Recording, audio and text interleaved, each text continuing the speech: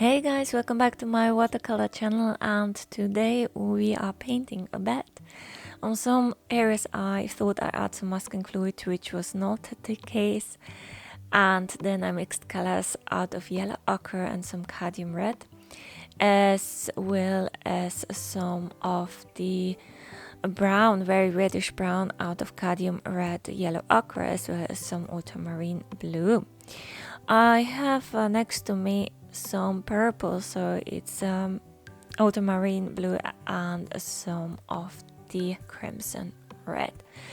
But I continue with my bed here. So I wetted the top of the head with some water. I kind of wanted that it has a very light layer, and it has a bit of a golden orange hairstyle fur, and so I try to emphasize it. My colors or my paints don't contain much of a pigment, so the paint is spreading quite easily, and then I connect it with the very light purple. I try to add a little bit of a hairline there with a very thin brush, but as you can see, it's still relatively wet. I continue to work on the head, so I just add the purplish colors with a little bit of yellow ochre, and I try to keep it quite light because I don't want to add too much contrast, too much overwhelming contrast at this point. So I a little bit concentrate on a photo of this bed. I add some different colors here.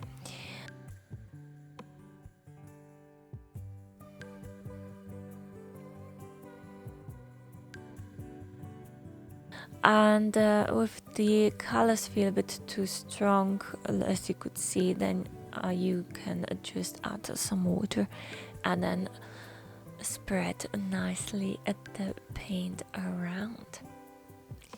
I have a little bit of a more detailed drawing because I have actually never drawn this creature before, but because I thought Halloween is soon at the door, knocking at the door, that it would be nice to try to paint one of those. I basically add the same colors onto the chest, so it's really a light orange color, and I'm quite careful not to overpaint the claw on the wing, as well as adding some of the brown and some stronger yellow ochre.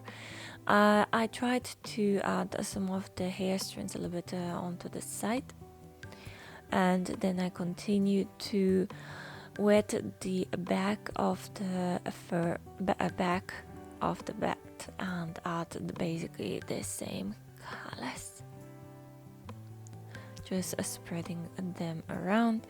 And I tried to add a little bit of a roundness there, so it looks much more lively.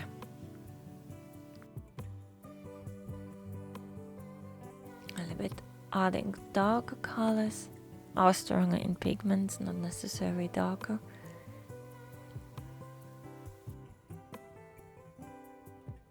Here a bit of more of a purple, so the same purple that I have used for the head as such, and then spreading it nicely.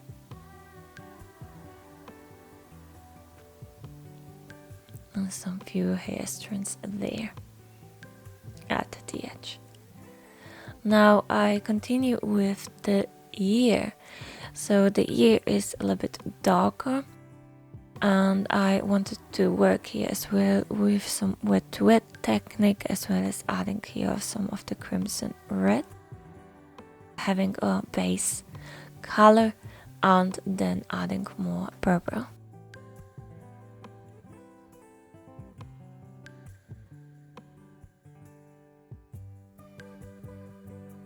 And it's mixing nicely together. It has this folds in between or wrinkles, so I wanted to take it off, but it's still a bit too wet. I continue with the second ear, so I proceed basically the same way, as adding a little bit of a reddish purplish and then adding the darker color. Unfortunately, when I added what I thought to be masking fluid, it was some acrylic mixture which basically looks the same, and yeah, I don't have the highlights on the teeth or on the hair. I have noticed a bit too late. Fortunately, I have not added any masking fluid to the eyes, so I was quite careful there, and it remains. I have some highlights in the eye. I continue with the nose, so just adding some of a indigo blue, a darker indigo blue, but I thought onto the wing or the wing structure, bone structure, I will add some phthalo blue and a very dark Payne's grey. So I have a little bit of a nice cool blue, which is in the contrast with the warm purple and the golden colors of the fur. I try to spread it quite carefully, and then also taking off some of the paints so it looks like there are a few highlights. I continue with the claw, so adding some here, a little bit of a purple, and as well as some darker areas.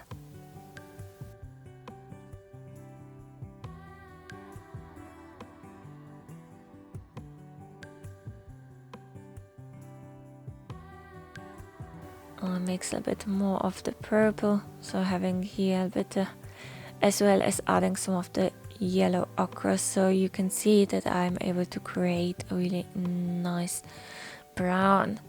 So now work a little bit more on adding the details. I add a bit of color and then I spread it with the clean water.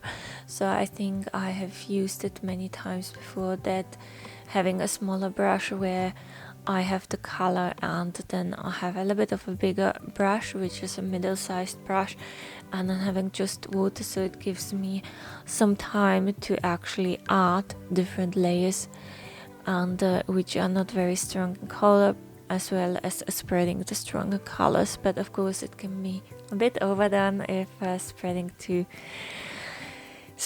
much of the color around, so that it's that contrast gets lost. So I'm a bit careful around the nose, and then adding more around this top of the head. It's a front head. It's quite dark compared to the rest of the fur. So the Pohjan leppakko, as in Finnish, they actually, in English it's called northern bat, and they are quite common here in the northern countries, as well as northern Scandinavia towards the Arctic Circle, as well as in northern Italy or even northern Japan.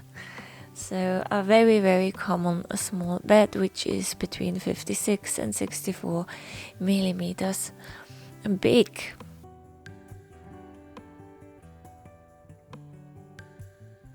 And they are hypervenating during the winter. However, what the interesting fact was that the mating in late autumn, and the female is able to keep the sperm within while it gets impregnated then during the spring.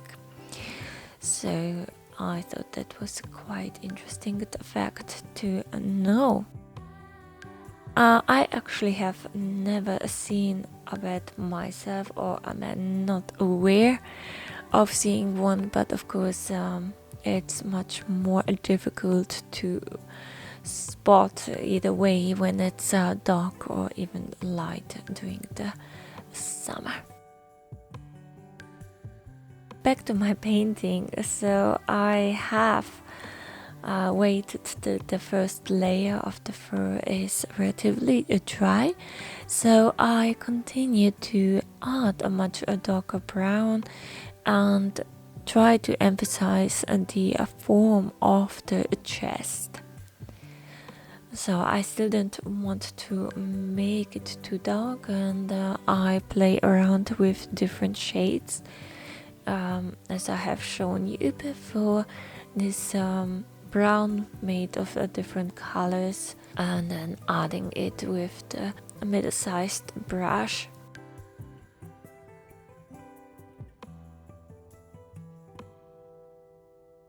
And then trying to add underneath the chin, but around the claw, that it's much darker there. And then adding a few hair strings there.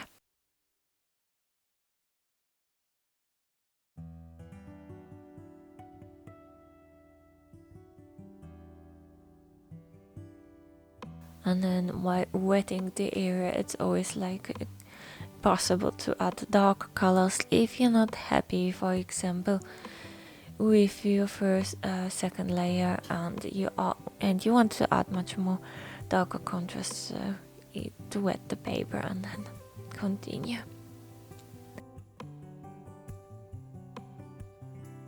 I continue with the back of the bed and try to add brownish colors so they're a bit more in the contrast with the first layer underneath the ear, and then here creating more roundness.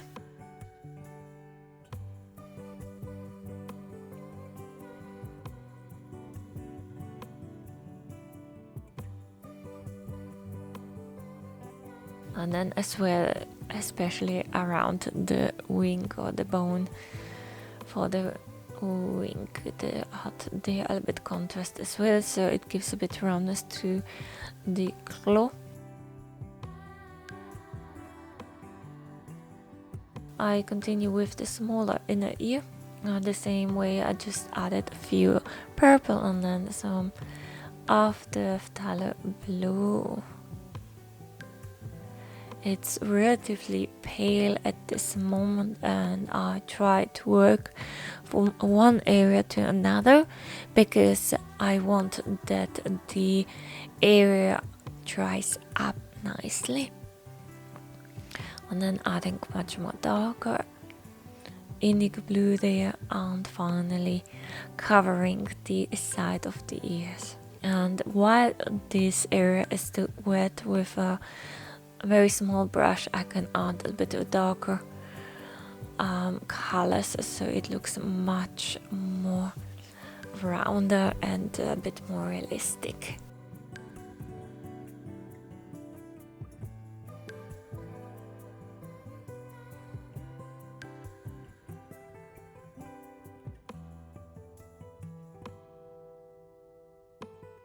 I actually was not too happy with the colors that came out the top of the head, so it looked way too pale, and it hasn't got this wow effect that it draws attention. So I tried to add a little bit more of a layer of a brighter orange, which fits well with the purple. So it gets as well as much more darker contrast. Adding here more layers, and then continue with the background. So I wet the background, and what I usually do, I use the colors that I have used for the object, such as here the bat, to add more orange, and it's kind of like combining with the background so that the colors flowing into the background and it looks much more nice. so not having those very hard edges around the subject, which sometimes it can make it look a little bit out of the place. And here adding a bit of a darker purple to the snout of the bat, and emphasizing some of the face structures, but adding also some of the blue around the chin. And then a bit darker reddish into the mouth. It was a little bit more challenging to find a very good picture of the bat, so I have been struggling and did my own drawing according to a few different photos.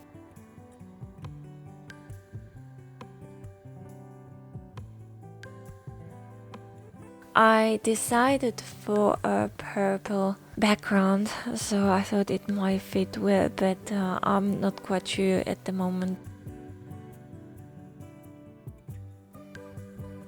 But I tried to add some of the phthalo blue, as well as having this really beautiful purple mixed out of phthalo blue and some crimson red.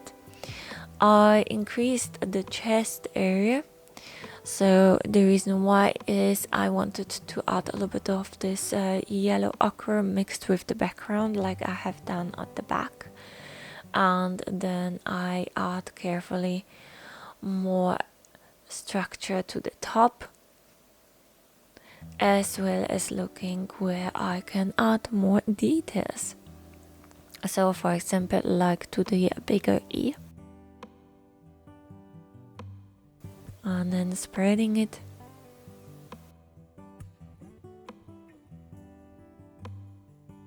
But I have not added too many details here.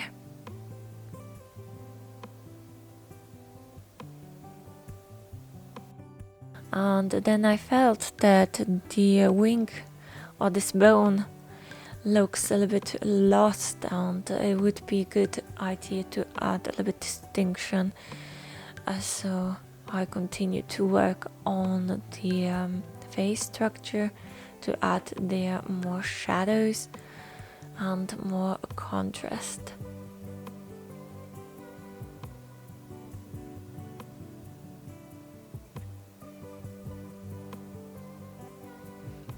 A little bit of a darker brown, which is basically on the second layer, and emphasizing some of the fur.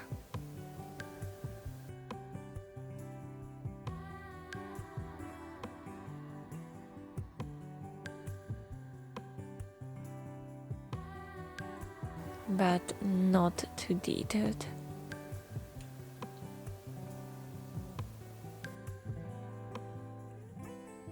Added some more brown to the back, but at the front. So now I wanted to have some of the harder edges as well.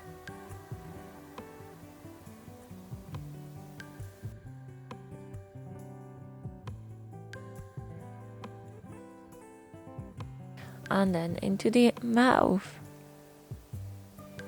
So here it's basically the last bit for this painting that really adding much more details.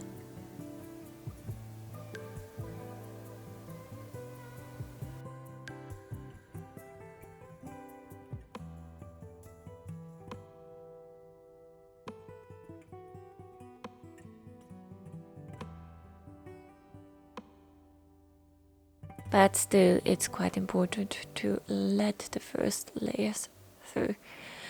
I thought around the mouth it was a bit too pale, so I added more of the purple there.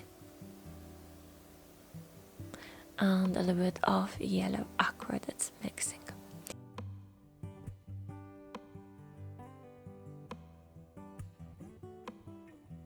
But yes, that was basically it, so thank you for watching and remember to subscribe. Bye.